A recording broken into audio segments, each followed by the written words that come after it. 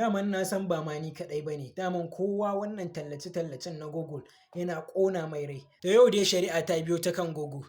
Wata kotu a Amurka ta yanke wa kamfanin Google hukunci kan yadda yake cin gajiyar kasuwanci ta hanyar da ta saɓa wa doka, musamman a fannin tallace-tallace na intanet da yake yi. Yanzu haka a shari'ar da aka yi, an tabbatar da cewa Google ta mallaki monopoly da yake hana gasar kasuwanci ta gaskiya da gaskiya. Wannan hukuncin yana goyon bayan ma'aikatar shari'a ta Amurka gaba ɗaya, kuma yana daga cikin manyan shari'o'i da ake wa kamfanin Google a baya-bayan nan. Watan Disamban 2023 da ta gabata, daman kotu ta gano cewa Play Store ma yana da hanyar da suke karɓan kuɗi ta hanyar da bata dace ba ta cikin apps kenan. Wannan shari'o'in da ake ciki suna da matsala sosai wanda za su iya janyo ma tsauri a cikin harkar Google a yanzu haka. Kuma wannan ba iya ma tallace-tallacen da suke sawa ba, zai iya zama a restricting ɗin search engine ɗinsu tukunna kafin. Sai dai kuma kamfanin Google ma fa bai bari ba, saboda a yanzu su ma suna nan suna shirya ɗaukaka ƙara. Kuma a yanzu ana sa ran za a iya ɗaukan shekaru ma kafin a gama wannan shari'ar. To a yanzu dai gaskiya ana sa ran da cewa kamfanin Google zai iya fuskantar matsala wanda zai iya janyo ma yadda ake amfani da intanet ɗin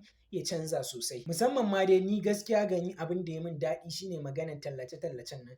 Saboda in dai kana amfani da waɗannan ɗin Google ba yadda za a yi ka gaba a kawo maka tallace-tallace kala-kala. To gani gama da masu ra'ayi irin nawa, gaskiya ina ga wannan hukunci ne mai kyau. Amma ku menene ra'ayinku game da wannan?